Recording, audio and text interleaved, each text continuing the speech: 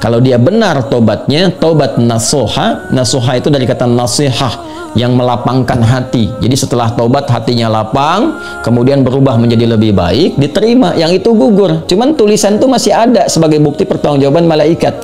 Nanti saat hisab,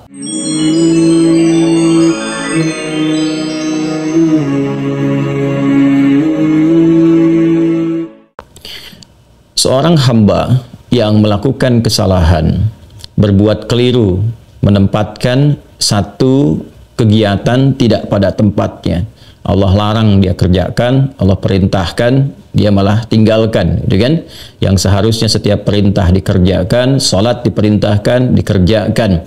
Kan, berdusta itu dilarang, harusnya ditinggalkan. Nah, ini tertukar. Bertukarnya tempat dengan mengerjakan sesuatu bukan pada tempatnya, itu perilakunya disebut zulmun. Pelakunya disebut dengan zalim.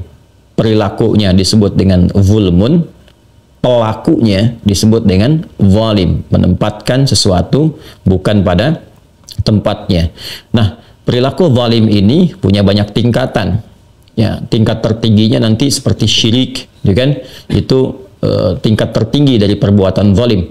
Ya, sehingga Luqman alaihissalam ya pernah menasihati kepada anaknya, ya bunayya la tusyrik billah inna syirka la zulmun azim. Ya, Quran surah ke-31 di ayat ke-13.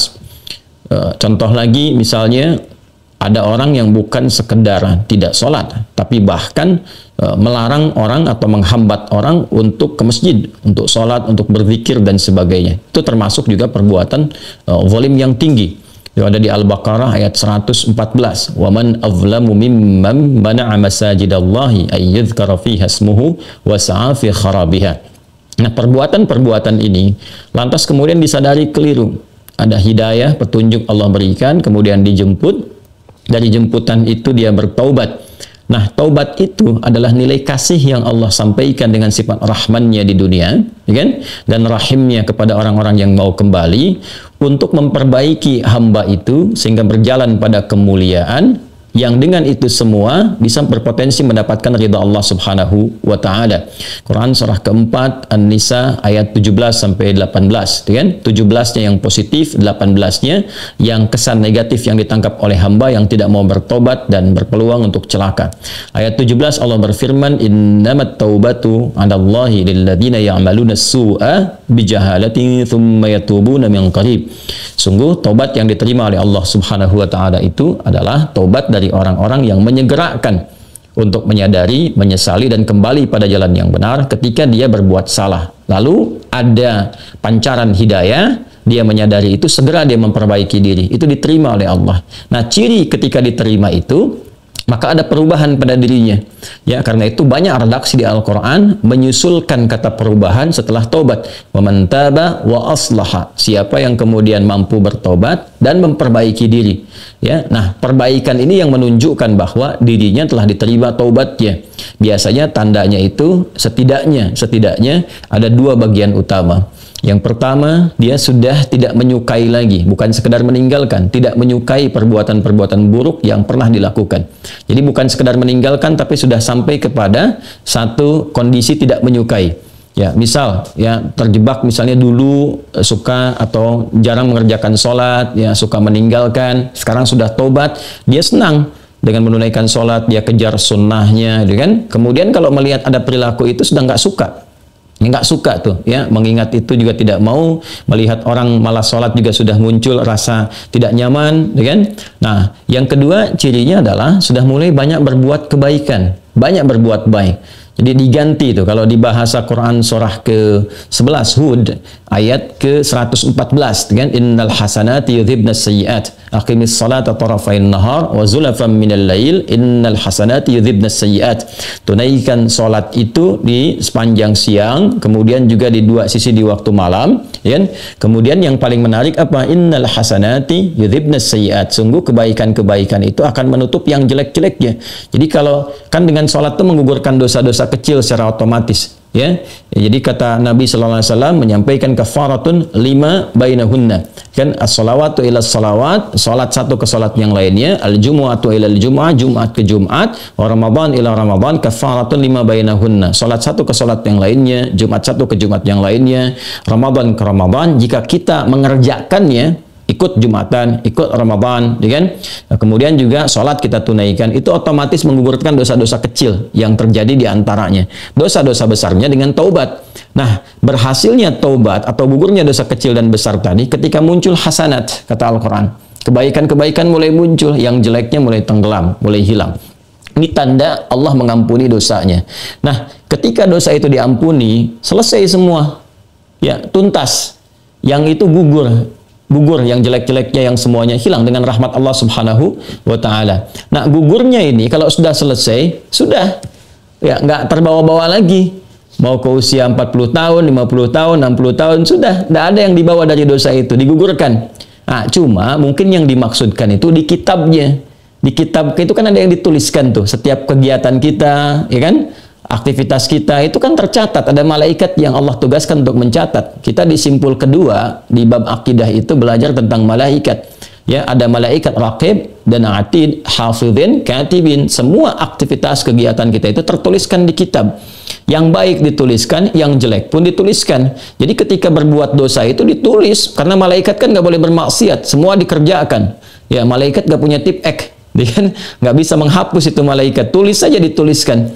Ya, tulisan ini sebagai dokumentasi kegiatan malaikat yang dipertanggungjawabkan di hadapan Allah bahwa mereka tidak menyimpang, semua dituliskan baik dan buruk. Ya, itu yang menjadikan mereka itu sempurna dalam tugas. Itu di Quran surah ke-66 ayat yang ke-6. La ya'sunallaha ma amarahum wa yaf'aluna ma yu'marun. Malaikat itu tidak bermaksiat kepada Allah, mengerjakan tugas sesuai tupoksinya.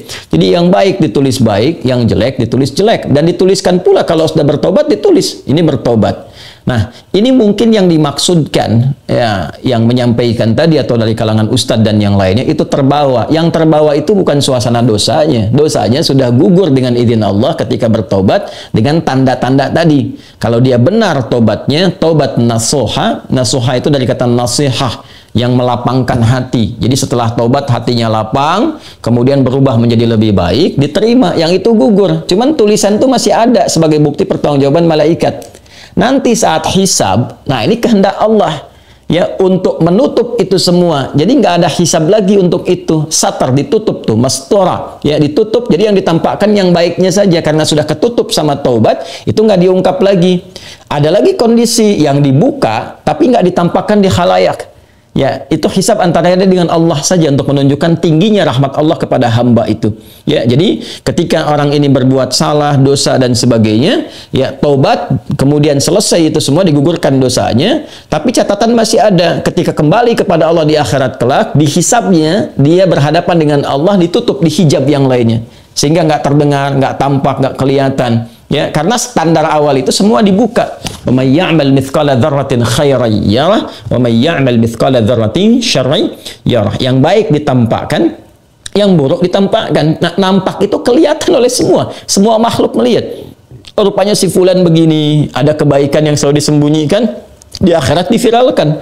Kalau sekarang kelihatan cuma 1-2 orang, atau ada bahkan yang tidak bisa mengakses. Sekarang musim digital, hampir semua bisa melihat, tapi ada orang-orang tertentu yang tidak memanfaatkan dunia digital ini, nggak tahu.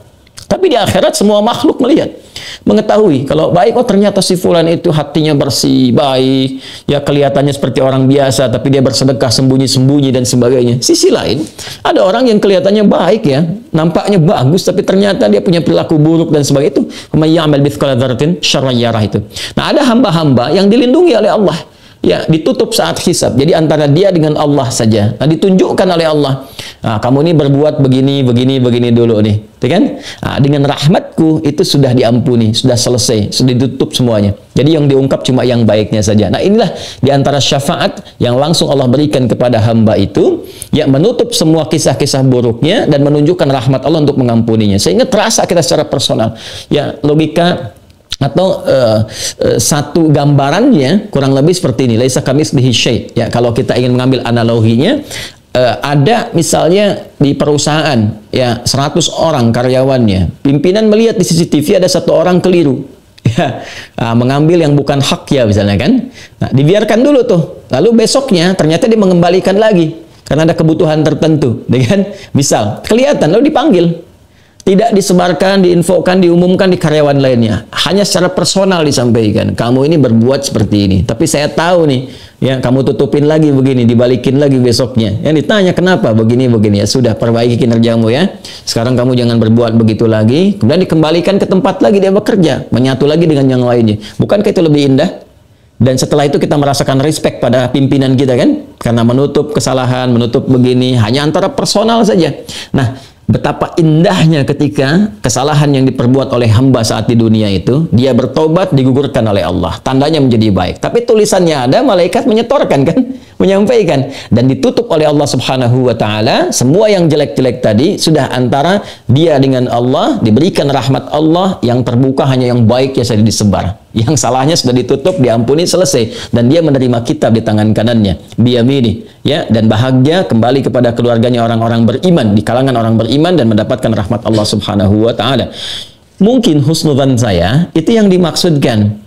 Hanya cara mengungkapkannya mungkin belum sempurna, sehingga seakan-akan kesan yang dibangun setelah taubat pun masih dosa juga terbawa, ya, sehingga ada kesan loh, terus taubat saya diterima apa enggak? Apa faedahnya taubat ya? Nah, jadi yang dimaksudkan seperti tadi, taubat itu sangat bermanfaat. Ketika taubat, dosa digugurkan, semua selesai. Hanya dokumentasi, tulisan-tulisan, catatan-catatan, ya, amal kita yang dicatat malaikat itu yang tetap terbawa. Nanti hikmah Allah menjadikan bahkan hisab bagi dia dipermudah, sudah langsung aja ke surga. Ada yang demikian, gitu kan? Ada yang kemudian dibuka keseluruhannya, ya, baik dengan buruknya bagi yang tidak benar taubatnya, ya, ada yang ternyata taubatnya manipulatif juga atau naik turun dan sebagainya, tetap dibuka. Ada yang taubat yang benar, sudah Allah nggak akan buka lagi, ya, lalu dihisab dia secara pribadi, kemudian ditampakkan nih catatan malaikat begini, cuman karena kamu pernah taubat ini sudah nggak berlaku, ya, dari sejak kamu taubat ini sudah hilang semuanya, ya, lalu rahmat Allah diberikan